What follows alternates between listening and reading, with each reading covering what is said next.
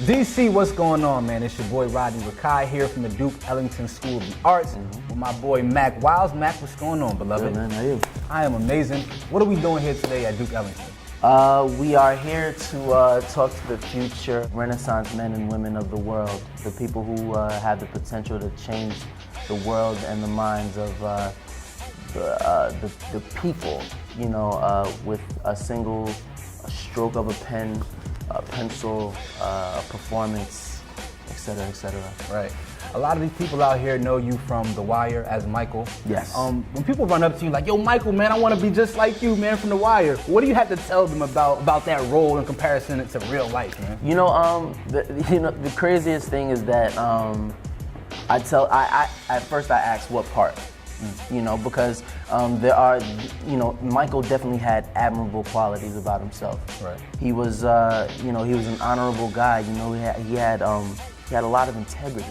Absolutely. You know, as a kid, you know, having so much on your shoulders, you know, basically taking care of the household. You know, dealing with a mom who's not necessarily in the best shape in the world, right. And just, you know, dealing with the constant ills of the world. With the shadow of everything that happened in your past behind you, I think you know, Michael is a very admirable character. But if the quality that they love is the shoot 'em up, bang bang, I'm like, whoa, let's get you into a different character. Yeah, that's not it. That's not it. When you look at your role from a historical context, you know, as one of the most beloved characters on probably the greatest show of our generation, what does that mean for you? Because down the line, 30 years from now, people are going to look at The Wire and they're going to be like, yo, this character right here is who I relate to. What does that mean and do for you? You know, I swear, when I was 16 doing it, and you know, we were in Baltimore, the only thing on my mind at the time was, yo, I get to be out of school and wild out. This is crazy. And I get paid to have fun. This is nuts. This is nuts. Of course, I'm having fun. I wasn't thinking about the context of being a part of a show that that is so indelibly linked to, I guess, the word greatest of all time. Right. You know, it's the craziest feeling ever. Has to be, man. You've since transitioned from acting into music. You were already a known commodity. Everybody knew the name Tristan Wilds, you know, the energetic, charismatic guy from 90210 and from The Wire. But you changed your name up from Tristan to Mack when you embarked on your music career. Yeah. Where did Mack come from and why did you make that change?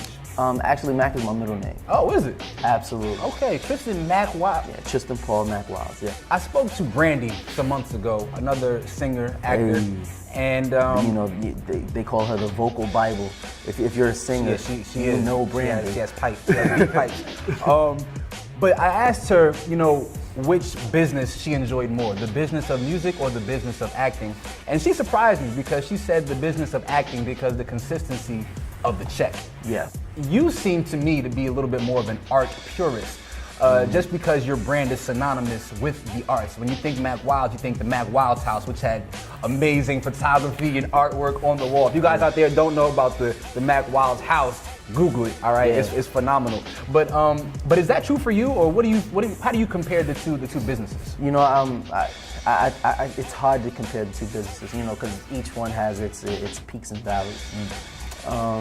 You know, with music, you know, I would say that music is definitely more of it's more of a personal joint instead of, you know, where in acting you could definitely say, oh, you know, call my people, let's have lunch. Right. You know, it's a little more impersonal, but I really can't choose between either one. And, you know, check-wise, I mean, it is what it is, but that would be if I was doing it for a check. You really are solid in the art form. You're so pure in art that your album, New York: A Love Story, when it dropped in September, which had rave reviews. I saw 4 out of 5 stars, like everywhere. Like you didn't get anything less than 4 stars. But when I look at the track listing, I see 3 features on there. I see Method Man, I see Raekwon, and I see Dougie Fresh. Those are legendary, pure hip-hop acts. They're not watered down.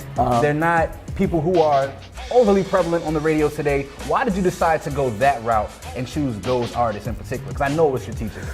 Absolutely. First and foremost, I went the route of not having a lot of features because I hate listening to an album and it's like when you press play, you hear everybody but the artist that you bought. It's like, why did I buy this album? Right. I didn't buy a mixtape. What's the heck is going on? And it'll be like 20 songs of everybody on it. It'll be like, oh, the first song, it's Rick Ross, Kid Cudi, Criss Cross, Kid Rock. It's like, dang, I just want to hit a person that I bought. Like, Jesus. Right. But no, I specifically did that for a reason. You know, I wanted with this album, I wanted people to hear exactly who I am, where I'm from, and what I'm representing with this album. It's called New York: A Love Story. It lets you know exactly where I'm from. It sounds like where I'm from. And it has the people that I kind of listened to growing up on it. In your song Own It, which is all on the radio. You guys out there know Own It? And you guys, yes, it's all on the radio, right? So in the song Own It, you have a line, they love to Own It. You have a line that says, I'm living a life that some can only dream of. Yes.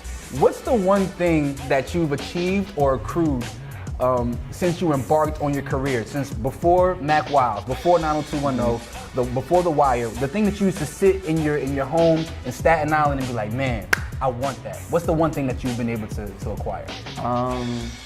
It doesn't be materialistic. Oh yeah, not at all, not at all. It wasn't. I think the one thing was, I guess the love that comes from it. You know, I've always been that kid that, you know, I was the show out kid. Like I wanted to show out for my friends and, you know, like in my neighborhood, just like when I was freestyling, I was like, yo, I gotta have the best bars so that everybody is on some like, oh, like I want like that feeling. Right.